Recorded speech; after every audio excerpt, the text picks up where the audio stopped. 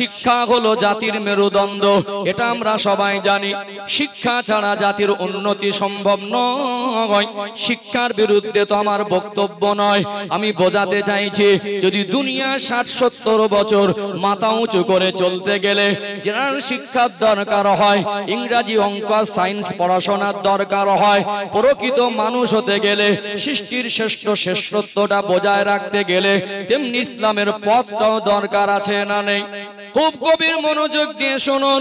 পৃথিবীর জমিন আজকে আপনি শিক্ষার কথা বলছেন, পৃথিবীতে আজকে মানুষকে শিক্ষার গুরুত্ব আপনি বোঝাচ্ছেন, কিন্তু আপনার হয়তো জানা নাই ইসলাম মানুষকে যে শিক্ষার গুরুত্ব বুঝিয়েছে, ইসলাম মানুষকে যে শিক্ষার কথা বলেছে, পৃথিবীর কোন ধর্ম ওই শিক্ষার কথা বলেন নাই। কোরআনুল কারীমকে আল্লাহ দয়াময় আমার রাসূলুল্লাহর উপরে নাজিল করেছিলেন। আমার নবীর বয়স তখন 40 বছর। গারে হেরাতে জাবালে নূর পাহাড়ের গুহাতে রমাদানুল মোবারক মাসে লাইলাতুল কদরের রাতে নবী আমার ওই জাবালে নূর পাহাড়ের গুহার মধ্যে ধ্যানে মশগুল ছিলেন। আমার আল্লাহ কোরআনুল কারীমের 30 নম্বর পারা সূরাতুল আলাকের প্রথম 5টা আয়াত সর্বপ্রথম নাজিল করলেন। আল্লাহ পাক সূরাতুল আলাকের প্রথম 5 আয়াত কোরআন শরীফের আয়াতের সূচনা হিসাবে নাজিল করলেন। ওই সূরাতুল আলাকের প্রথম 5 আয়াতের প্রথম আয়াত প্রথম শব্দ দিয়ে আল্লাহ সূচনা করলেন ইকরা, অর্থাৎ পড়ো। কোরআনুল কারীমের মতো এমন মহামূল্যবান কিতাব যে কিতাবের সূচনাটা আল্লাহ এমন একটা শব্দ দিয়ে করলেন, সেখানে পড়ার কথা বলা হয়েছে। জোরে বলুন সুবহানাল্লাহ। আল্লাহ দয়াময় আমার আপনার নবীকে যে জ্ঞান দান করেছেন, সেই নবীর থেকে জ্ঞানী পৃথিবীর কেউ আর জন্ম হবে না। যে জামানায় আল্লাহ যে নবীকে পাঠান, ওই নবীর থেকে উম্মাতের জ্ঞান বেশি হয় না। আল্লাহ পাক যদি নবীদের থেকে উম্মাতের জ্ঞান বেশি দেন, তাহলে ওই উম্মাত নবীকে নেতা বলে মানতে তার ইতস্তবোধ হবে। এই জন্য দুনিয়ার মানুষ আমরা যা জ্ঞান অর্জন করেছি, দেখে দেখে শিখেছি, পড়ে পড়ে শুনেছি, পড়ে পড়ে শিখেছি, শুনে শুনে শিখেছি, কিছু কাজ প্র্যাকটিক্যালে শিখেছি। আমাদের জ্ঞান আর শিক্ষা হলো দুনিয়ার শিক্ষা। আল্লাহ পাক নবী রাসূলদের জ্ঞান আর শিক্ষাটা আমার আল্লাহ ওহীর মাধ্যমে দিয়ে থাকেন। ওহীর জ্ঞান আর সাধারণ দুনিয়ার অর্জনের জ্ঞান এক করা যায় না। দুনিয়ার জ্ঞান আর ওহীর জ্ঞান এক পাল্লায় তুলে কখনো কম্প্রোমাইজ করা চলে না। অর্থাৎ আল্লাহ পাক আমার রাসূলকে যে নবী করেছেন, আমার নবীর থেকে জ্ঞানী মানুষ কেউ জন্ম হবে না। ও ভাইরা বাবাজিরা, সেই নবী আমার বিশ্বের মানুষের নেতা, সৃষ্টি জগতের জন্য রহমত। একদিকে যেমন রহমত, অপর দিকে তেমনি শিক্ষক। আল্লাহর নবী হুজুর আমার সোনা জবানে বললেন উতলুবুল ইলমা মিনাল মাহাদি ইলাল লাহাদ। একটা মানুষের শিক্ষার সময়সীমা হলো মায়ের কোলের যে দোলনা থাকে, দোলনা থেকে শুরু করে আর মরণের আগ পর্যন্ত। অর্থাৎ চ্যালেঞ্জ করে বলতে পারি, ইসলাম মানুষকে যে শিক্ষার গুরুত্ব বুঝিয়েছে, এই শিক্ষার গুরুত্ব পৃথিবীতে কোনো ধর্ম আর কোনো মানুষ বলেছে বলে এটা অন্তত আমার কাছে জানা নাই, আর আপনার পক্ষেও খুঁজে পাওয়া সম্ভব হবে না। শিক্ষার গুরুত্ব মানুষকে যদি বোঝায় তো আল্লাহ কোরআন দ্বারা বুঝিয়েছে, আর আমার রাসূল যে লাইনটা বলেছেন, এর থেকে বড় কথা আর কিছু হতে পারে না। শিক্ষার বিরুদ্ধে নবীও নয়, কোরআনও নয়। আমি চাই আমার একটা ভাই রাষ্ট্রপতি হোক, আমি চাই আমার একটা কমিউনিটির মানুষ একজন মুসলমান, সে মুখ্যমন্ত্রী হোক, সে সায়েন্স নিয়ে পড়াশোনা করুক, সে এমবিবিএস ডক্টর হোক, সে হাই স্কুলের মাস্টার হোক, সে লেকচারার প্রফেসর হোক, সে দুনিয়াতে একজন জজ হোক, হাকিম হোক। এটা আমি চাই না, গর্ব করে বলবো। শিক্ষার বিরুদ্ধে আমার বক্তব্য নয়। অবশ্যই শিক্ষা দরকার আছে। শিক্ষা যদি না থাকে, সে কি আর কোর্টের হাকিম হতে পারবে, জজ হতে পারবে? সে হাইকোর্টের উকিল হতে পারবে? সে এমবিবিএস ডক্টর হতে পারবে? সে রাষ্ট্রপতি হতে পারবে? প্রধানমন্ত্রী হতে পারবে? তাহলে আজকে ইসলাম এমন এক পথ দেখায় মানুষকে, যে মানুষকে মাথা উঁচু করে চলার পথ দেখিয়ে দেয়। জোরে বলুন। যেমন মাথা উঁচু করে চলার জন্য, ভালো নেতা হওয়ার জন্য, ডক্টর মাস্টার ইঞ্জিনিয়ার হওয়ার জন্য পড়াশোনা লাগে, চাকরি লাগে, শিক্ষিত হতে গেলে শিক্ষা অর্জন করতে হয়, ঠিক তার মরে যাওয়ার পরে জাহান্নাম আছে, তার আখিরাত আছে, তার জন্য জান্নাত আর জাহান্নামের রাস্তা খোলা আছে। অর্থাৎ তাকে জাহান্নাম থেকে বাঁচতে গেলে, প্রকৃত মনুষ্যত্বের শিক্ষা অর্জন করতে গেলে আল্লাহ রাসূলের আদর্শ তাকে ফলো করতে হবে। কথা বুঝতে পারছেন না?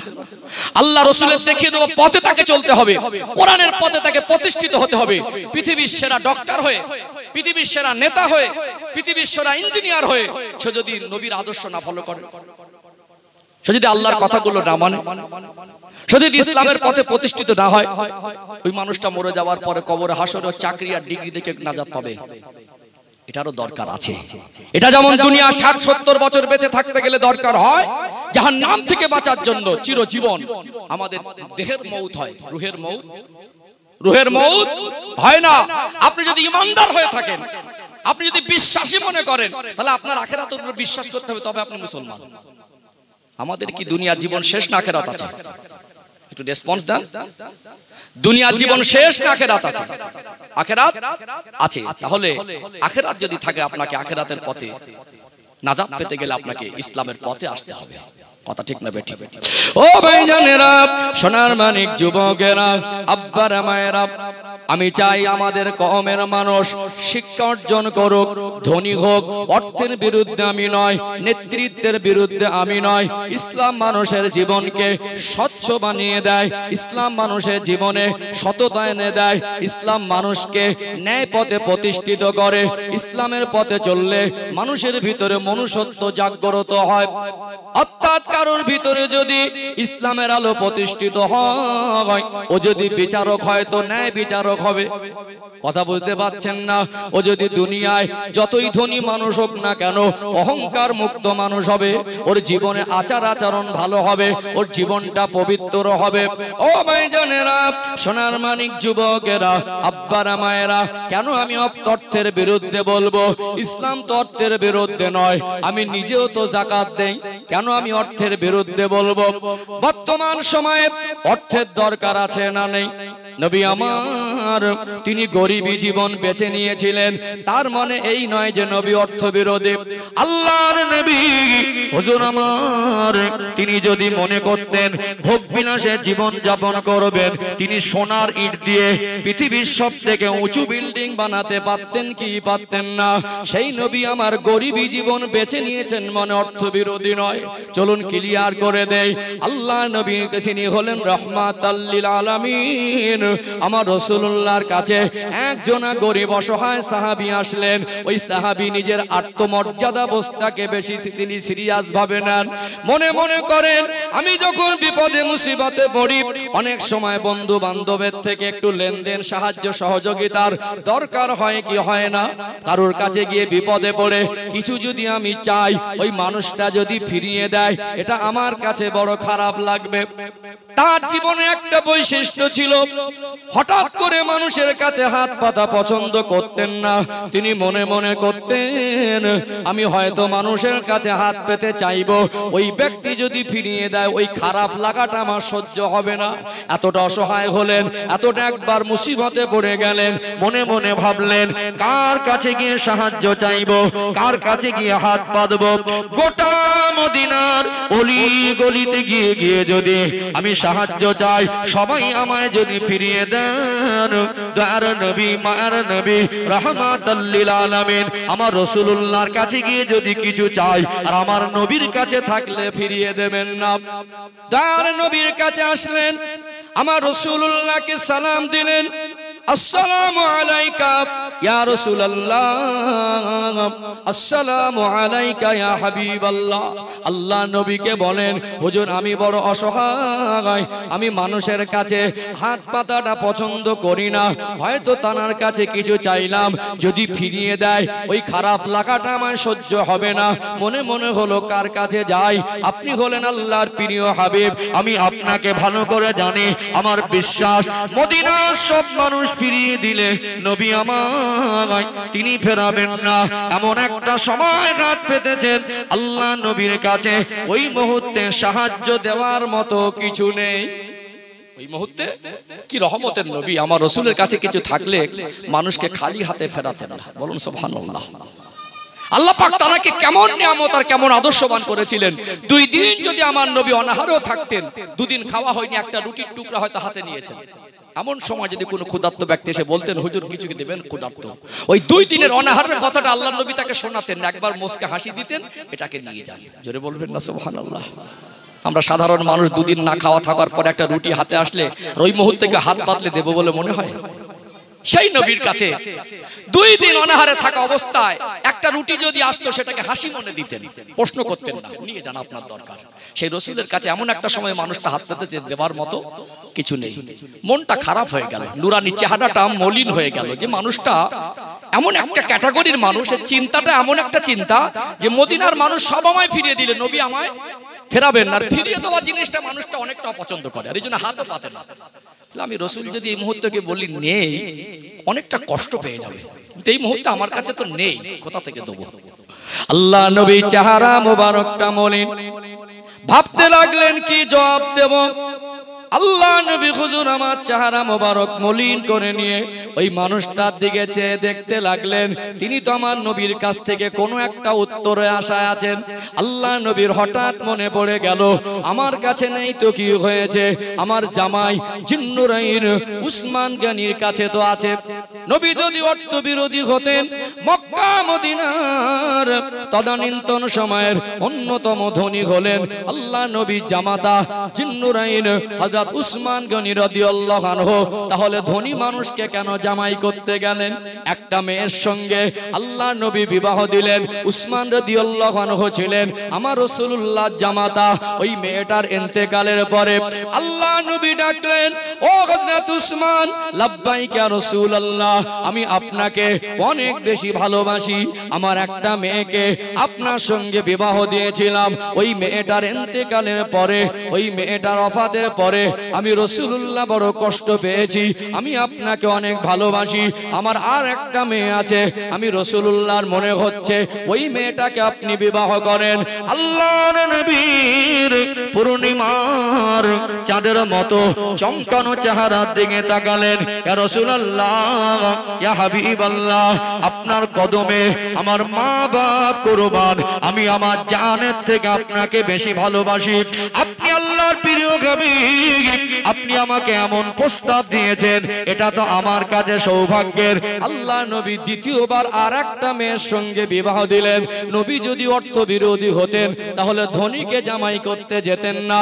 আল্লাহ নবী সেই দিন ওই গরিব সাহাবীকে মুস্কে হেসে বলেছিলেন, বাবা সাহাবী, মন খারাপ করো না। মনে মনে করলেন, আমার কাছে নেই তো কি হয়েছে, আমার জামাইয়ের কাছে তো আছে। মুস্কে হেসে বলেছিলেন, বাবা, আমার কাছে কিছু থাকলে সত্যি আপনাকে খালি হাতে ফেরাতাম না, তবে এই মুহূর্তে আমার কাছে দেওয়ার মতো কিছু নেই। আপনি যান যান, আমার জামাতা জিন্নুরাইন উসমান গনিকে গিয়ে বলবেন আল্লাহ নবী পাঠিয়েছেন। এতটুকু বললে আপনার প্রয়োজন ছাড়া আমার বিশ্বাস আমার জামাই আপনাকে আরো বেশি দিয়ে দেবে। নবী কি অর্থবিরোধী ছিলেন? আমার একজন প্রতিবেশী ভাই, ওই ভাই যদি এতিম হয়ে যায়, ওই একজন মানুষ যদি অসুস্থ অবস্থায় মারা যায়, আল্লাহর কাছে দোয়া করে আল্লাহ শরীর সুস্থ রাখেন আপনাদের সবাইকে, আমাদের সবাইকে আল্লাহ কঠিন কঠিন রোগ বিমার থেকে আল্লাহ হেফাজত করেন। তারপরে আল্লাহর ডাক আসলে তো ফিরিয়ে দেওয়া যায় না, যায় কি? ফাইদা জা আজালুহুম লা ইস্তাখিরুনা সাআতাও ওয়ালা ইস্তাকদিমুন। ইন্তেকালের সময় হয়ে গেলে সামান্য জাররা টাইম আগে পিছে হয় না। দুনিয়ায় এতিম আছে না নেই, অনাথ আছে না নেই, অসহায় আছে না নেই, তাহলে আপনি কেন হিংসা করবেন? আরো চাই আল্লাহ আমার কওমকে আরো দিক, কোটিপতি হোক। কত কাফের মুশরিক বেঈমান তারা কোটি কোটি মিলিয়ন বিলিয়ন ডলারের মালিক, আমার একটা ভাই অর্থশালী হবে, এতে হিংসার কি? আরো দোয়া করব আল্লাহকে আরো দিক। গ্রামে 4টে এতিম বাচ্চা আছে, একজন গরিব মানুষ দিন আনা দিন খাওয়া, ওই 4টে এতিম বাচ্চা দায়িত্ব নিতে পারবে? পারবে না। এই গ্রামে 10টা ব্যবসায়ী থাকে, 4টে চাকরিজীবী থাকে, একজন নামকরা সৎ নেতা থাকে, তাদের যাকাতের টাকায় 4টে এতিম বাচ্চা মানুষ হবে না? হবে না? এই মাহফিলটা দিলেন, এতে পয়সা খরচা হয়নি? একটু হ্যাঁ খুদা। একজন গরিব মানুষ দিন আনা দিন খাওয়া, তার কাছে চাইলে কষ্ট করে 500 টাকা দিতে পারে, সে কি 5000 পারবে? এই গ্রামের 10টা মানুষ যদি ধনী থাকে, দুজন যদি 10,000 করে দেয় 20,000, এরকম একটা ইসলাম প্রচারের প্ল্যাটফর্ম তৈরি করতে সহজ হয়ে যাবে। জোরে বলুন। একটা শিক্ষা প্রতিষ্ঠান দরকার, একটা শিক্ষা প্রতিষ্ঠান দরকার, যে শিক্ষার কথা আমি বলছিলাম। তাহলে শিক্ষা যদি জাতির মেরুদণ্ড হয়, আমার কওমের শিক্ষার উন্নতির খাদে যদি আমাদের টাকার প্রয়োজন হয়, গরিব মানুষ দিতে পারবে না, 10টা ধনী মানুষ তারা চাইলে এগিয়ে আসলে আমার কওমের জন্য একটা ভালো শিক্ষা প্রতিষ্ঠান গড়ে তোলা সম্ভব না? সম্ভব। গ্রামে একটা বেওয়া মা আছে, স্বামী মারা গেলেন, অসহায়তার ভিতর থেকে দিন অতিবাহিত করলেন। একটা বা দুটো মেয়ে ছিল, কষ্ট করে লালন পালন করলেন, অসহায়তার ভিতর থেকে গরিব ছেলের হাতে তুলে দিলেন। একটা জীবনে গিয়ে কঠিন রোগে আক্রান্ত, বিছানা সজ্জা হয়ে গেলেন।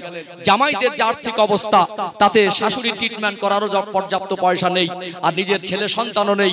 এই গ্রামে বা আপনার গ্রামে বা অনেক গ্রামে এরকম অসহায় বৃদ্ধ বাবা আছে, বৃদ্ধ মা আছে, অনেক অসহায় বৃদ্ধা মানুষ আছেন। তারা কেউ বা ক্যান্সার রোগে, কেউ বা কঠিন আর জটিল রোগে জ্বালা যন্ত্রণা ছটফট করছে, রাতের ঘুমাতে পারে না, ঔষধ কেনার পয়সা পায় না। একজন গরিব মানুষ তার মুখে হাসি ফোটাতে পারবে না। আমার কওমের যদি অর্থ থাকে, গ্রামে যদি 10টা ধনী থাকে, চাকরিজীবী থাকে, নেতা থাকে, তাদের কিছু সহযোগিতা পেলে ওই মানুষটার চিকিৎসা করাটাও সহজ হবে কি হবে না? তাহলে অর্থ বিরোধী ইসলামও নয়, অর্থ বিরোধী আমিও নয়। আমি চাই আল্লাহ আরো দিক। আমি চাই আমার কওমের মানুষ ডক্টর হোক, ব্যারিস্টার হোক, ইঞ্জিনিয়ার হোক, আইপিএস হোক, ওসি হোক, ডিএম হোক, আমাদের সন্তানরা এমবিবিএস হোক, উকিল হোক, জজ হোক, আমাদের সন্তানরা নেতা হোক। আমি চাই এটা। কিন্তু মনে রাখবেন, আমাদের জীবনে সফলতার মাপকাঠি এই দুনিয়ার মাল সম্পদ আর দুনিয়ার চাকরি ডিগ্রি নয়। এটা দরকার আছে, কিন্তু মনে রাখবেন আমাদের জীবনে আদর্শ হতে হবে রাসূলুল্লাহর মতো। আমাদের পথে চলতে হবে, ইসলামের পথে, কোরআনে আলো বাস্তবায়ন করতে হবে, আল্লাহ এবং রাসূলের কথা মতো চলতে হবে, নচেত আমাদের জীবনের সফলতা আসতে পারে না। কথা কি রাগ করছেন নাকি? রাগ করছেন? আজকে দেখুন না, ঘুষখোর আছে না নেই? একটু হ্যাঁ দেন না। ঘুষখোর আছে না নেই? সমাজে যারা ঘুষখোর, ধনী না গরিব? আমি আপনাকে বা আপনাদেরকে বলছি না, সমাজে যারা ঘুষখোর, ধনী না গরিব? আপনি আপনার সন্তানকে খেটে না খেয়ে কষ্ট করে এমএ বিএ এমএসসি করে বিএড করে বসিয়ে রাখছেন, পয়সা দিতে পারে না বলে চাকরি হয় না। কথা ঠিক বলছি না ভুল বলছি? তাহলে যে মানুষটার অর্থ আছে, 10 বছর বসে খেলে ফুরাবে না, সে সুদখোর। তার মানে তার পদ আছে, তার পরিচিত আছে, তার চাকরি আছে, তার অর্থ আছে, তারপরে গরিব মানুষের কাছে ডিজিটাল ভিখারি সেজেছে। একজন ফকির মানুষ মানুষের কাছে হাত পাতে, আর বড় লোক হয়ে গরিবের কাছে হাত পাচ্ছে, লাগে 50 দাও তারপরে চাকরি। কি আমাদের দেশে চাকরি কি সহজ হয় নাকি? যোগ্যতা নিরিখে চাকরি দেয় না, টাকা ছাড়া চাকরি হয়? টাকা ছাড়া চাকরি হয় না। তাহলে মানুষটা হয়তো বা চাকরিজীবী, হয়তো বা নেতা, হয়তো বা ধনী, কিন্তু তার ভিতরে সততা, তার ভিতরে ন্যায় নীতির আদর্শ, তার ভিতরে স্বচ্ছতার অভাব আছে, আছে না নেই? তাহলে তার জীবন ইসলামের আলো যদি পৌঁছায়, সে যদি নবীর আদর্শ আদর্শিত হয়, তাহলে এই মানুষটা সৎ নেতা হবে। কথা ঠিক না ভাই? ওই মানুষটা সৎ নেতা হবে। আজকে আমার মনে হয় যে পরিমাণে আমার কওমকে আল্লাহ অর্থ দিয়েছেন, যদি যাকাত দিত, আমাদের প্রতিবেশীদের কষ্টে থাকার কথা নয়। কার টাকা পাঁজা বেঁধে ধরে রেখেছেন? কার টাকা? আপনার। কার টাকা আটকে রেখেছেন? আপনার। কি মনে হচ্ছে আমার টাকা? বের করতে পারছেন না।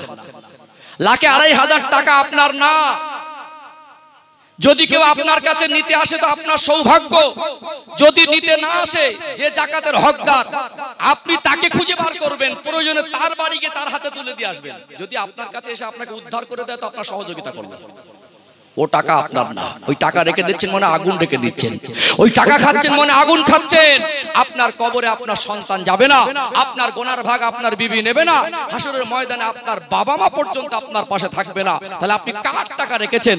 আজকে বর্তমান সময়ে আমাদের সমাজে অনেক ধনী মানুষ থাকলেও যাকাত দেওয়া মানুষের অভাব হয়ে গেছে।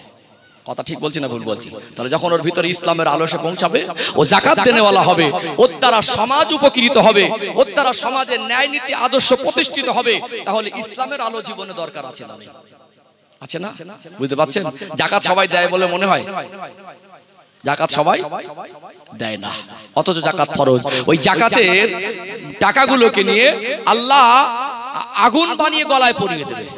ভাবতে পারেন কত কঠিন? ও ভাইজানেরা, সোনার মানিক যুবকেরা, আব্বার মায়েরা, আজকে আপনার কাছে রাজত্ব, নেতৃত্ব, চাকরি, ডিগ্রি, বিল্ডিং, বালাখানা, মাল সম্পদ যদি সফলতা মনে হয়, আপনি আখিরাতের চিন্তা যদি না করেন, আমার রাসূলুল্লাহর আদর্শে আদর্শিত যদি না হন, ইসলামের পথে যদি প্রতিষ্ঠিত না হন, আপনার জীবনে যদি আমার রাসূলুল্লাহর মহব্বত জায়গা না পায়, বলুন তো দেখি আপনি কত টাকার মালিক? মালিক। এই দুনিয়া জমিনে একজন জালেম বাদশা ছিল, যার নাম হলো নমরুদ। আল্লাহ পাক ওই নমরুদকে রাজত্ব দিয়েছিলেন, অধিক মাল সম্পদের মালিকানা দিয়েছিলেন। সেই জামানায় আল্লাহ পাকের নবী হযরত ইব্রাহিম আলাইহিস সালামকে আমার আল্লাহ দুনিয়া জমিনে পাঠিয়েছিলেন। এই নমরুদ জালেম বাদশা আল্লাহ নবী ইব্রাহিম আলাইহিস সালামকে আগুনে পুড়িয়ে মারার চেষ্টা করেছিল না করে নাই? কোরআনুল কারীম আল্লাহ বলেন, কুলনা ইয়া নারু কুনি বারদাও ওয়া সালামান আলা ইব্রাহিম। আল্লাহ পাক বলেন, হে নমরুদের আগুন, আমার ইব্রাহিমের জন্য তুমি শান্তিদায়ক হয়ে যাও। আগুনের ক্ষমতা হয়নি আল্লাহ নবী ইব্রাহিম আলাইহিস সালামকে জ্বালিয়ে দেবে। ওই নমরুদ একটা সময় বলল, আল্লাহর সঙ্গে যুদ্ধ করব। কত বড় আহামক, কত বড় নাদান, কত বড় অপদার্থ আল্লাহর সঙ্গে যুদ্ধ করবে। সৃষ্টি আর স্রষ্টায় কোনোদিন যুদ্ধ হয় না। যেমন অহংকারী হয়ে গেল, সে নিজে পদ পেয়ে তীরের জমিনে দুনিয়া জমিনে রাজত্ব পেয়ে সে মনে করেছিল অনেক কিছু হয়ে গেছে। তার বাড়াবাড়ির লিমিটটা ক্রস হয়ে গেল, সীমা লঙ্ঘনটা অতিরিক্ত বাড়াবাড়ি হয়ে গেল। সে বলল, আল্লাহর সঙ্গে যুদ্ধ করব। আমার আল্লাহ অত বড় জালেমকে শায়েস্তা করার জন্য আল্লাহ ছোট একটা মাখলুক, একটা অসুস্থ মশাকে যথেষ্ট করে দিয়েছিলেন না দেন নাই? বলুন তো, তার জীবনে যা মাল ছিল, আপনার মাল তো তার মালের এক কোনাও নয়। আপনি কত বড় নেতা, সে তখনকার সময় সে তো এলাকা ব্যাপক বড় একটা নাম করা রাজা ছিল। অর্থাৎ সেই মানুষটাকে কি আপনি সফল মানুষ বলতে পারবেন? বলতে পারবেন? কারণ তার জীবনে ইসলামের আলো বাস্তবায়ন হয়নি। আল্লাহকে আল্লাহ বলে মেনে নিতে পারিনি।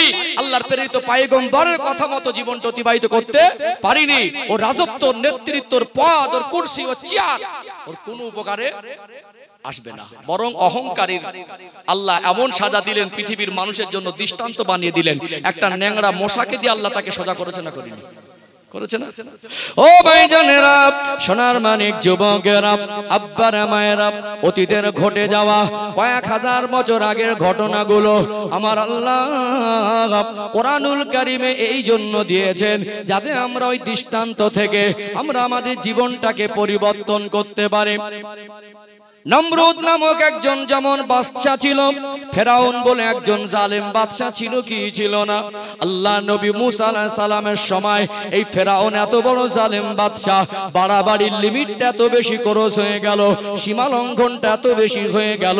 সে জনগণকে বলতে লাগলো, তোরা আমায় খোদা বলে রাখবি, আমি তোদের রব, আমি তোদের সৃষ্টিকর্তা। আমার আল্লাহ তিনি দুনিয়া জমিনে এত বড় জালেম বাদশাকে আগুনে পুড়িয়ে, যেমন আল্লাহ পাক ইব্রাহিম আলাইহিস সালামের সময় তাকে আগুনে পুড়িয়ে মারতে চেয়েছিল, ওই নমরুদকে আল্লাহ খোড়া মশা দিয়ে শায়েস্তা করেছিলেন। আমার আল্লাহ ফেরাউনকে পানিতে চুবিয়ে মেরেছে না মারে নাই? আমার আল্লাহ তাকে শুটকি মাছ করে, শুটকি মাছের মতো আল্লাহ কিয়ামত পর্যন্ত মানুষের জন্য দৃষ্টান্ত করে দিয়েছে। আমার আল্লাহ এটা বোঝাতে চেয়েছেন, তোর মতো নিকৃষ্ট একজন অপদার্থ মানুষের সৃষ্টিকর্তা হতে পারে না। বলুন তো দেখি, ফেরাউনের যে রাজত্ব, নেতৃত্ব, তার মাল সম্পদ, তার দুনিয়ার ক্ষমতাকে কি আপনি সফলতা বলতে পারবেন? পারবেন কি? তার জীবনে ছিল না কি ইসলামের আলো? তার জীবনে ছিল না তখনকার সময় আল্লাহর আসমানি কিতাব তাওরাতের আলো? তার জীবনে ছিল না নবীর আদর্শ? সেই জামানার নবী মুসা আলাইহিস সালাম তিনি নিজেকে সফল মনে করলো, মরণের পরে তার এক পয়সা জাম নেই, কোথায় জাহান্নামের খোলা। কথা ঠিক না বেঠিক? ও ভাইজানেরা, সোনার মানিক যুবকেরা, আব্বারা মায়েরা, আমি বোঝাতে চাইছি, আপনি ব্যবসা করেন, আপনি চাকরি করেন, আপনার ছেলে মেয়েকে চাকরি করান, আপনি ধনী হন, আপনি ভালো গাড়ি কেনেন, বাড়ি করেন, এতে আমার আপত্তি নেই। আপনার হৃদয়ে যেন নবীর ভালোবাসাটুকু জায়গা পায়। আপনার চিন্তায়, আপনার চেতনায়, আপনার লেবাসে পোশাকে, আপনার ওটা বসায়, আপনার খাওয়া খাওয়া দাওয়াতে, আপনার চালচলনে, আপনার জীবন ব্যবস্থায় যেন আমার রাসূলুল্লাহর আদর্শ বাস্তবায়ন হয়, আপনার পথ চলাটা যেন ইসলামের মধ্য থেকে হয়, তাহলে আল্লাহর কাছে আপনি যেমন মোমেন বান্দাদের অন্তর্ভুক্ত হবেন, দুনিয়া শান্তি পাবেন, আখিরাতে চির শান্তির জায়গা আল্লাহর জান্নাত নসিব হয়ে যাবে। আর যদি নামাজ ছেড়ে দিয়ে, হজ বাদ দিয়ে, যাকাতের টাকা বোঝা বেঁধে রেখে দিয়ে, ন্যায় ইনসাফ হক বিচার বাদ দিয়ে দুনিয়ায় মন মর্জি চলবেন, ইচ্ছা মতো চলবেন, নিজের চাকরি ডিগ্রি মাল সম্পদকে, নেতৃত্ব রাজত্বকে যদি আপনার সফলতা মনে হয়, তাহলে বলুন তো দেখি ও ভাইরা বাবাজিরা, আমার রাসূলুল্লাহর কম বেশি 1.5 লাখ সাহাবা, প্রত্যেকটা সাহাবা তো ধনী ছিলেন না, তাহলে তারা যারা গরিব ছিলেন, আপনার কাছে যদি মাল সম্পদটা সফলতা হয়, তাহলে যারা গরিব সাহাবী ছিলেন তারা, তাদেরকে আপনি কি সফল বলবেন না অন্য কিছু? নবী সাহাবারা সফল না? সফল না? তাহলে আপনার কাছে যদি মাল সম্পদ সফলতা মনে হয়, নবী সাহাবারা কি আপনার কাছে তাহলে আপনার উল্টো সফল হতে পারেনি? এই কথা বলা যাবে? বরং আমরা আহলে সুন্নাতুল জামাতের আকীদার মানুষ, আমাদের আকীদা হলো নবী পাকের প্রত্যেকটা সাহাবী হলো আল্লাহ জান্নাতের মেহমান। জোরে বলো সুবহানাল্লাহ। কথা কি বুঝতে পাচ্ছেন? আমার ওয়াজ কি মগজে ঢুকছে? আজকে দেখুন না, একটু পয়সা হয়ে গেল, মনে করে আমি সফল হয়ে গেছি। এখন পয়সা হলেই সম্মান, মাইন্ড করবেন না, আমি কাউকে আঘাত দিয়ে কথা বলে অভ্যস্ত না। আমি আপনাকে ছোট করার জন্য বলছি না, সমাজের বাস্তবতাটা তুলে ধরছি। বর্তমান সময়ে আমাদের চিন্তা চেতনার অবনতি হয়েছে, আমরা সৃষ্টির শ্রেষ্ঠ হয়ে আমাদের চিন্তা চেতনাকে শ্রেষ্ঠত্বে জায়গায় রাখতে পারিনি, আমরা নিকৃষ্টতম চিন্তা চেতনার মধ্যে ডুবে গেছি। আজকে মানুষের পয়সা হয়ে গেলে গরিব মানুষকে মানুষই মনে করে না। আছে না নেই? পয়সা হয়ে গেল, যার পয়সা আছে সে যদি দরজা ঠেলা পাটি হয়, সে যদি জেনাখোরও হয়, সমাজে তাকে বাবু বলছে। যার পয়সা আছে সে যদি মদও খায়, তাকে লোক বাবু বলছে। যার পয়সা আছে সে যদি অন্যের ঘুষও খায়, তাকে লোক বাবু বলছে। বলছে না? আমি কেউ করেছে এটা বলছি না, সমাজের বাস্তবতা। আপনি কোথাও বেড়াতে যাবেন, আপনাদের দলুই গাছা নাকি? দলুই গাছা। আপনি কোথাও বেড়াতে গেলেন, জিজ্ঞাসা করলো আপনার বাড়ি কোথায় ভাই? আপনি বললেন হুগলি জেলার সিঙ্গুর থানা দলুই গাছাতে। একজন এলাকার খুব নাম করা প্রভাবশালী ধনী মানুষের নাম করলো, বা নেতা ক্যাটাগরির মানুষের নাম করলো। ভাই লোকটাকে চেনেন, অথচ খালাতো ভাই, ফুফুতো ভাই, চাচাতো ভাই, মামাতো ভাই কেউ হয় না, ওকে ঢাল বানাবে। হ্যাঁ চিনি তো, আমাদের পরিচিত লোক, প্রায় দেখা হয়, ভালো সম্পর্ক, মানে আমিও চেনে না, কিন্তু নাম করে একটা পয়সাওয়ালা লোকের নাম বলেছে, তখন বলছে চিনি তো। কিন্তু যদি একজন গরিব মানুষ হয়, লোকটা হালাল রুজি উপার্জনকারী, লোকটা 5 ওয়াক্ত নামাজি, লোকটা ইসলামের পথে প্রতিষ্ঠিত, তার ভালো গাড়ি আর বাড়ি নেই, জামা কাপড় নেই, গরিব অসহায় বলে ভ্যান চালিয়ে খায় বলে, মজদুরি করে খায় বলে, ওই মানুষটা যদি খালাতো ভাই, ফুফুতো ভাই, চাচাতো ভাই হয়, মানুষটাকে যদি বলে অমুক এলাকায় আপনাদের দলুই গাছাতে আমার একটা আত্মীয় আছে, লোকটাকে চেনেন, যদি ঘুরে ফিরে দেখে লোকটা খুব গরিব অসহায়, আত্মীয় স্বজন হলে বলবে চেনা চেনা লাগছে, থাকলে থাকতে পারে। ঠিক বলছি না? বলবো। এখন তো আবার আপডেট ভার্সন, ইসলামের নীতি আদর্শকে কুরবানি করে দিয়ে, বাড়ি থেকে বিতাড়িত করে দিয়ে, ফ্যাশন আর মডার্নগিরি দেখাতে গিয়ে আমাদের ঘরে সব হারাম কার্যকলাপ হচ্ছে। সে কোরআন খতমান নেই বাবাজি, মাটির ঘরে, তালপাতার ছাউনির নিচে, কুড়ে ঘরে, ওই ঘরে গুনগুন করে কোরআন তেলাওয়াত হতো। এখন সব সিরিয়াল খতম হয়, কোরআন খতম আর হয় না। বাপ বেটা মিলে করে, শাশুড়ি বৌমা মিলে করে, ভাই ভাই মিলে করে, এক এক রুমে একবার করে খতম হচ্ছে। হচ্ছে না? হচ্ছে না? এখন আর কোরআন শরীফ খতম ঘরে আর হয় না, সেই পরিবেশটুকু নষ্ট হয়ে গেছে। এখন আবার হ্যাপি অ্যানিভার্সারি ডে, যুবকদের জিজ্ঞেস করেন না। ভিন্ন ধর্মাবলম্বীদের কালচার, ওই মোবাইলের নাটক সিনেমা দেখে দেখে, মোবাইলের বিভিন্ন রকম ভিন্ন ধর্ম অবলম্বীদের কৃষ্টি কালচার, তাদের অভিনয় দেখে দেখে এখন স্বামী স্ত্রী বলছে আমাদের বিবাহ বার্ষিকী পালন হবে। কি হবে? এখন বলছে ছেলের জন্মদিন পালন হবে। একটু বলছে আমরা একটু ধনী মানুষ তো, বাড়ির পাশে গরিব মানুষগুলোকে আবার দাওয়াত করে না। বুঝতে পারছেন না? এ বাবু সরো বাবা, বসো, কোনো বসো, সামনে ডিস্টার্ব করলে হবে না। বাড়ির পাশে গরিব মানুষগুলোকে আবার দাওয়াত করে না। এখন সব আবার মানে দামি দামি ভেরি ইম্পর্টেন্ট পারসন, ভিআইপি সব কুটুম। বুঝতে পারছেন না? ঠিক বলছি না ভুল বলছি? আপনি কষ্ট পাবেন না, বা আপনারা কষ্ট পাবেন না, আপনাদেরকে আমি টার্গেট করে বলছি না। আজকে বর্তমান সময়ে মানে আমরা দেখছি যেটা দুনিয়ার চিত্র, পয়সাকে মানুষ সফলতা মনে করছে, করছে না? পয়সা হয়ে গেল, সমাজের মানুষ বলে বিশিষ্ট, অথচ লেখাপড়া জানে না, অথচ নীতি আদর্শ ভালো না। এইবারে বিশিষ্ট জনের একটা লোকআপ পেয়ে গেল, একটু 2 পয়সা দান করলে সম্মান, আমি মাইন্ড করবেন, আমি বাস্তবতা বলছি, একটু মানে 2-4 পয়সা এখানে ওখানে 2-4 পয়সা দান করে দিল, ফাংশনেও দেয়, খেলায়ও দেয়, মাঝে মাঝে মসজিদ মাদ্রাসাও দেয়, সব জায়গায় চলছে। এইবারে বিশিষ্ট জন, ওই যে বিশিষ্ট জনের একটা পরিচয় পেল, এক ধাক্কায় 50 বছর আর দাড়ি রাখার প্রয়োজন মনে করেন না। ওই যে বিশিষ্ট জনের একটা পরিচয় হয়ে গেল, ওই এক ধাক্কায় আর 50 বছর নামাজও পড়ে না। ওই যে বিশিষ্ট জনের পরিচয় হয়ে গেল, জীবনের 50টা বছর পার হয়ে গেল, একবারও নবীর সুন্নাতের প্রতি আর গুরুত্ব দেয় না। না কোন নবীর আদর্শ, না চেহারায়, না পোশাকে, না আচরণে, না কথায়, না চালচলনে, না খাওয়াতে, না লেবাসে, না পোশাকে, না চলাতে, না ফেরাতে। ওই বিশিষ্ট জনের পরিচয় ধাক্কায় 50 বছর পার। এইবারে ছেলে মেয়ের কাছে অবহেলার পাত্র, বৌমা তার দাম দেয় না, ছেলেরা তার কথা শোনে না, এখন বুড়ো হয়ে গেছে, অবহেলার পাত্র। তখন শরীরের বিভিন্ন অঙ্গ প্রত্যঙ্গের পাশগুলো আস্তে আস্তে দুর্বল আর কমজোর। এইবারে আস্তে আস্তে দাড়িগুলো বড় করে, এইবারে আস্তে আস্তে প্যান্ট শার্ট বাদ দিয়ে আমরা একেবারে সুফি সেজে যাচ্ছি। রাগ করছেন নাকি? কষ্ট পাচ্ছেন? তাহলে আমরা একটা সময় মনে করছি এটাই সব, কিন্তু ওটা জীবনের আসল সফলতা, আসল সফলতা নয়। এটা মানুষের জীবনে একটা নেগেটিভ চিন্তা তাদের জীবনে এমন ভাবে আক্রমণ করেছে, এমন ভাবে বাসা বেঁধেছে যে মানুষ আস্তে আস্তে আখেরাত ভোলা হয়ে গেছে। কথা ঠিক না বেঠিক? ও ভাইজানেরা, সোনার মানিক যুবকেরা, আব্বার মায়েরা, আপনাদের আঘাত দেওয়া আমার যাররা উদ্দেশ্য নয়, আপনাকে ছোট করার জন্য মজলিস নয়। যেটা আমি বোঝাতে চাইছি, আল্লাহ পাক কোরআনুল কারীমের 30 নম্বর পারায়, সূরার নাম সূরাতুল ফাজর, সূরাতুল ফাজরের আল্লাহ পাক 15 এবং 16 নম্বর আয়াতে জানিয়ে দিলেন, ফাআম্মাল ইনসানু ইযা মাবতালাহু রাব্বুহু ফাআকরামাহু ওয়া না'আমাহু ফায়াকুলু রাব্বি আকরামান। আল্লাহ পাক বলেন, আমি আল্লাহ মানুষকে পরীক্ষা করার জন্য যখন তাকে মাল সম্পদ দেই, ফায়াকুলু রাব্বি আকরামান, ওই মানুষ তখন বলে, তারা তখন বলে আল্লাহ আমার উপরে অনুগ্রহ করেছে।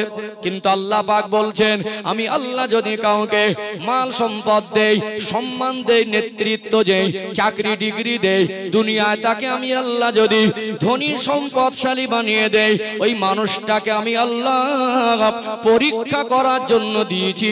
আপনি আপনার জীবনে যত ধনী মানুষ, যত সুখী মানুষ, যত অর্থশালী মানুষ, তাদের পাশে ওটা বসা করবেন। বহুবার হয়তো বলতে শুনেছেন, আল্লাহ আমাকে ভালোবেসে অনেক কিছু দিয়েছে। তবে বলুন তো, কজনের মুখ থেকে শুনেছেন যে আল্লাহ আমাকে এই চাকরি, এই সম্মান, এই নেতৃত্ব, এই দুনিয়ায় অর্থ, এই সুখ শান্তিকে আল্লাহ আমাকে পরীক্ষা স্বরূপ দিয়েছে? এই কথা কজনের মুখ থেকে শুনেছেন? বুঝতে পারছেন না? আল্লাহর কথাগুলো ভালো করে মগজে ঢোকান।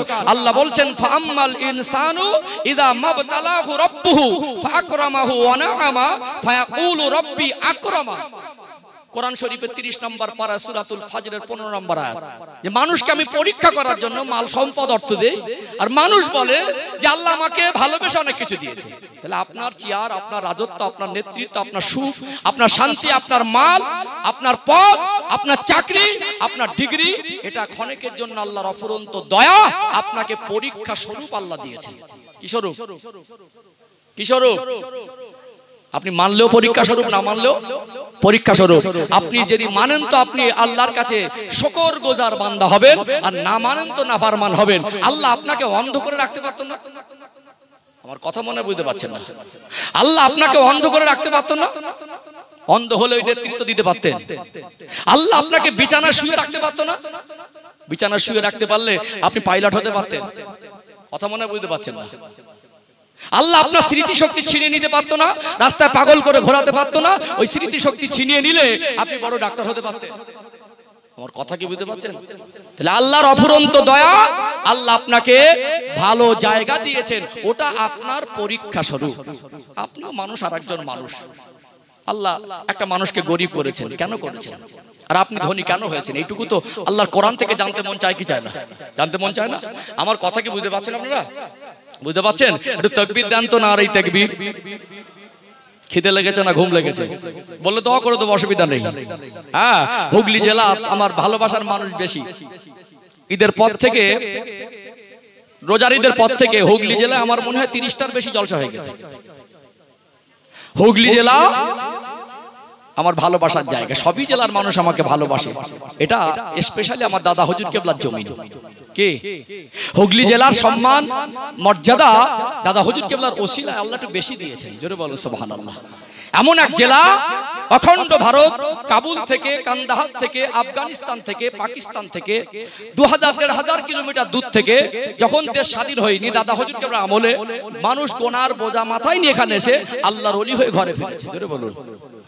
আপনার সেই জেলার মানুষ, সেই দাদা হুজুর কেবলার রুহানি দোয়ার হকদার বেশি আপনারা। এই জেলা একটা রহমত বরকত চলে, তারা রুহানি দোয়া চলে। আলহামদুলিল্লাহ এই জেলা একটা আলাদা তৃপ্তি শান্তি আছে। আপনারা সেই জন্য দেখেছেন একটা আবেগ ভরে জলসা মাহফিলে সব রকম মানুষ এসে বসেন। বুঝতে পারছেন না? এখানে একটু যতক্ষণ থাকবেন একটু মন মানসিকতাকে ভালো মনে রাখা। এই তো এক জায়গায় মিলেমিশে বসেছি। আজকে আপনি মনে করছেন আমি ওইখানে বসবো, ওটা আমার না, আমার জায়গা না। আপনি কবরে গিয়ে দেখেন তো, রাজার জন্য 3.5 হাত আর ফকিরের জন্য 3.5 হাত। আপনি আজকে মনে করছেন ওখানে আমি বসবো না, ওখানে আমার জায়গা না। আপনি কত বড় মহান পণ্ডিত, আপনি বলেন তো মরণের পর ওইভাবে পুঁতে দেই? ফকিরের যেমন কাফন হয় আর মন্ত্রীর তেমন কাফন হয়। আল্লাহ পৃথিবীতে শ্রেষ্ঠ ইবাদত হিসেবে নামাজ দিলেন। ওই নামাজের ভিতরে আমার আল্লাহ নেতৃত্ব মানার শিক্ষা দিলেন। ফরজ নামাজটাকেও একজন ইমামের নেতৃত্বে তোমাদের পড়তে হবে। কি নামাজ? আল্লাহ শেখাচ্ছেন, তুমি গিয়ে দেখবে মসজিদে তোমার সামনে সব থেকে গরিব মানুষ দাঁড়িয়েছে, তুমি সব থেকে পৃথিবীর ধনী মানুষ আর উনি সব থেকে গরিব মানুষ, তুমি ধনী বলে ওকে হাত ধরে পিছনের কাঁথারা দেবে, এটা মসজিদের আদর্শ না। দেওয়া যায়? তাহলে ওখানে গিয়ে আল্লাহ শেখায় যে মানুষ ও গরিব আর ধনী, আল্লাহ ওকেও পরীক্ষা করছেন, তোমাকেও পরীক্ষা করছেন। তুমি ওর থেকে আলাদা করে ওকে টেনে পিছনে দিয়ে ভাগাভাগি করতে পারবে না। তুমি যতই ভালো মনে করো, তুমি যতই জ্ঞানী মনে করো, তোমার পাশে খারাপ মানুষটা দাঁড়িয়ে গেলে রাগ করে জায়গা ফাঁকা রেখে পিছনের কাতারে সরে যেতেও পারবে না। ইন্নাহু লা ইউহিব্বুল মুস্তাকবিরিন। আল্লাহ বলছেন অহংকারীকে আমার আল্লাহ পছন্দ করেন না। এই তো আলহামদুলিল্লাহ সবাই এখানে কি শুধু এক শ্রেণীর মানুষ আছে? সর্বরকম মানুষ আমরা এখানে এসেছি। সেই রকম জাজবা নিয়ে আমরা সবাই একটু জবান ছেড়ে আল্লাহকে তৃপ্তি ভরে ডাকে, একটু আওয়াজ দেন তো নারী তাকবীর। আছে ভোল্টেজ ব্যবহার করে না, আর একটু জোরে আওয়াজ দেন নারী তাকবীর।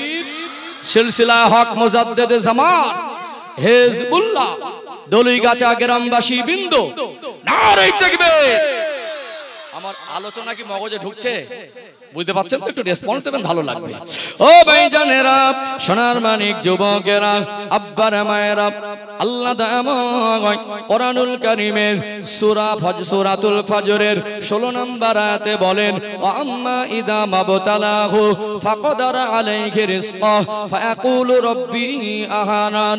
আমি আল্লাহ মানুষকে পরীক্ষার জন্য যখন তার রিজিককে সংকীর্ণ করে দেই, আল্লাহ কখনো কাউকে একটু কষ্টে রেখে দেন। আল্লাহ বলছেন ওটা পরীক্ষা স্বরূপ। কিন্তু কিছু কিছু মানুষ বলে আল্লাহ আমাকে হেয় করেছে, অর্থাৎ অভাবটাও আল্লাহর পরীক্ষা, আর মাল সম্পদ সম্মান রাজত্ব চেয়ার এটাও আল্লাহর পরীক্ষা।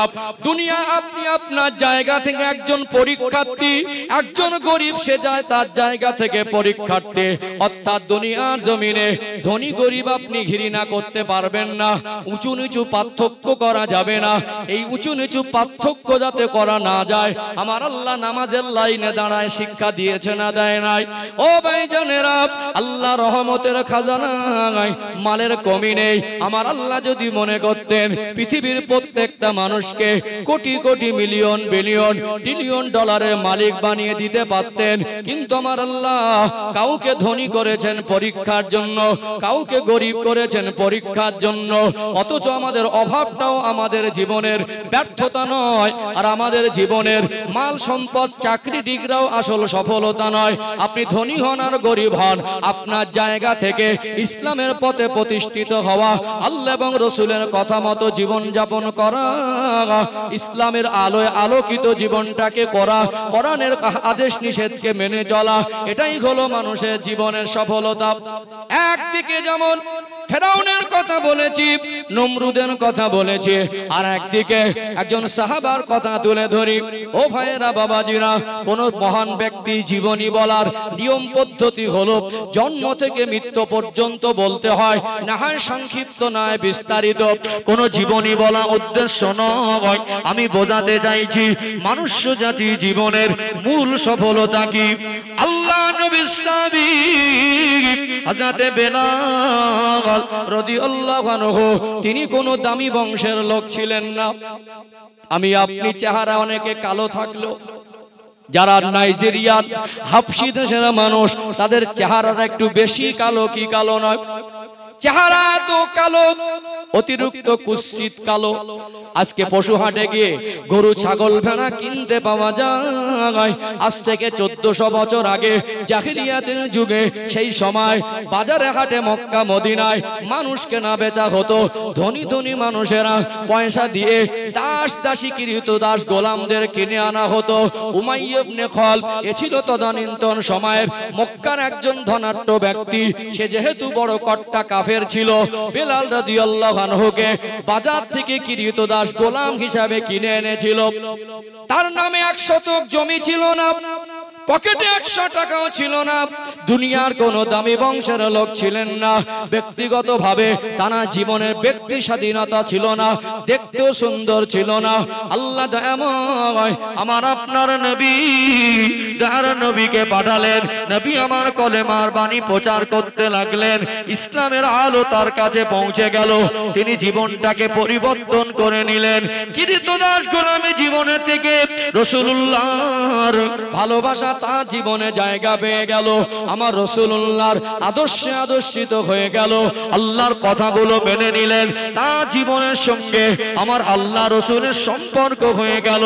ওই মানুষটাকে আমার আল্লাহ এত সম্মান আর মকাম মর্যাদা দিলেন, যে মানুষটাকে কিছুদিন আগে মানুষ বাজারে দড়ি বেঁধে হাতে বিক্রি করে দিত, যার নামে জমি নেই, যার নামে গাড়ি আর বাড়ি নেই, যার কোনো উঁচু বংশের পরিচয় নেই, যার চেহারা সুন্দর নয়, আল্লাহর সঙ্গে তার সম্পর্ক হয়ে গেল, ইসলামের ভিতরে প্রবেশ করে গেলেন। ওই মানুষটা আযান দিতেন মদিনার মসজিদে নববী শরীফে, আওয়াজটা পৌঁছে যেত আল্লাহ পাকের আরশে আজিমে। জোরে বলেন না সুবহানাল্লাহ।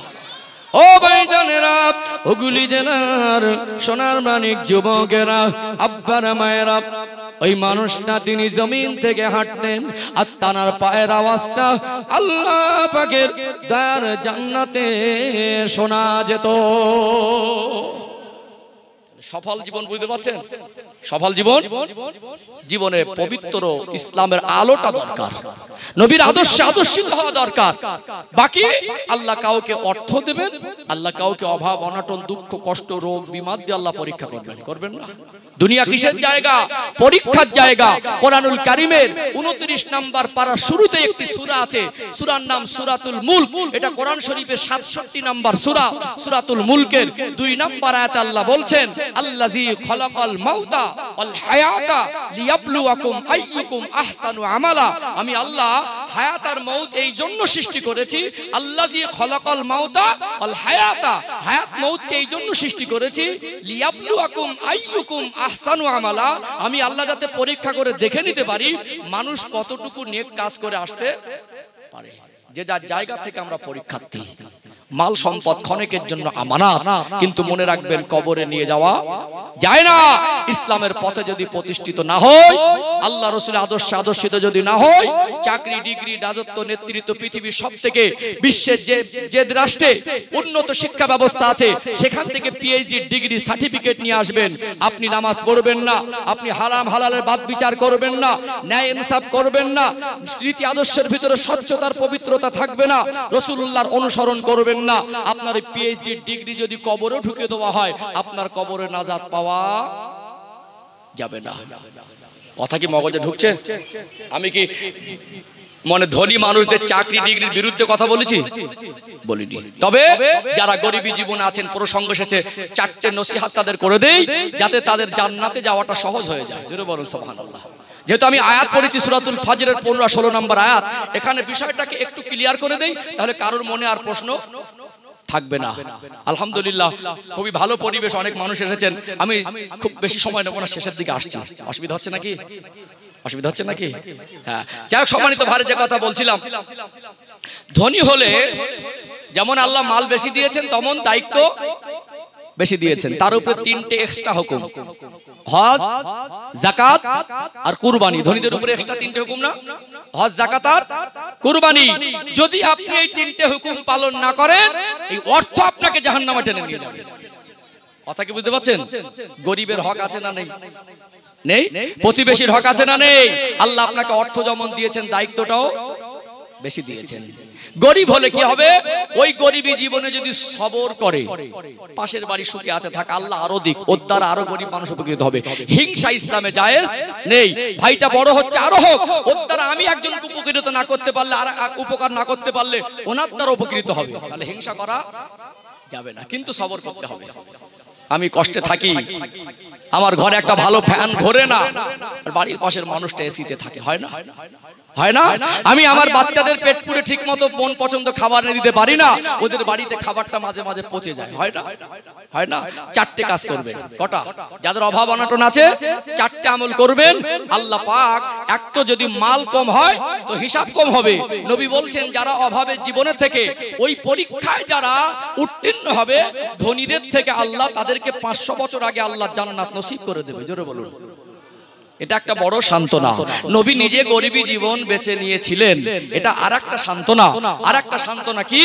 আল্লাহ আপনার প্রতি যে মানে অবিচার করেননি, আপনাকে পরীক্ষা দিচ্ছেন।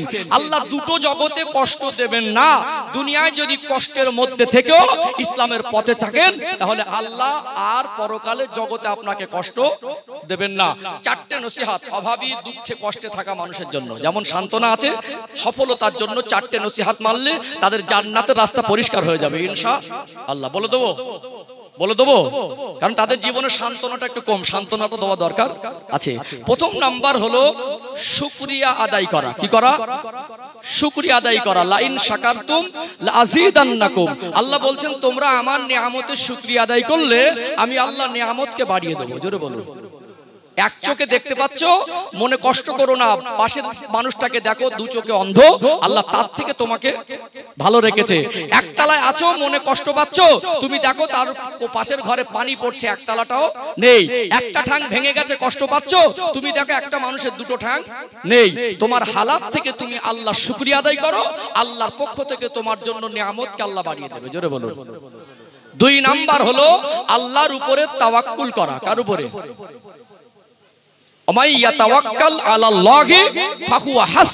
আল্লাহ বলছেন, যে ব্যক্তি আমার উপরে ভরসা করে আমি আল্লাহ তার জন্য যথেষ্ট হয়ে যায়। জোরে বলুন। জোরে বলেন। দুটো পয়েন্ট খুব ছোট ছোট করে বলি। এই হজের ফ্লাইট যখন যাচ্ছিল বিভিন্ন দেশ থেকে পবিত্র মক্কা নগরের দিকে, আমের নামক এক ব্যক্তির যে ফ্লাইটের যে বিমানটাকে মানে বারবার ফেরত আসার যে বিষয়টা ভাইরাল হয়েছিল না? হয়েছিল না? যখন তার পাসপোর্টের কোনো জটিলতার কারণে, লেট হওয়ার কারণে বিমানের দরজা বন্ধ হয়ে যায়।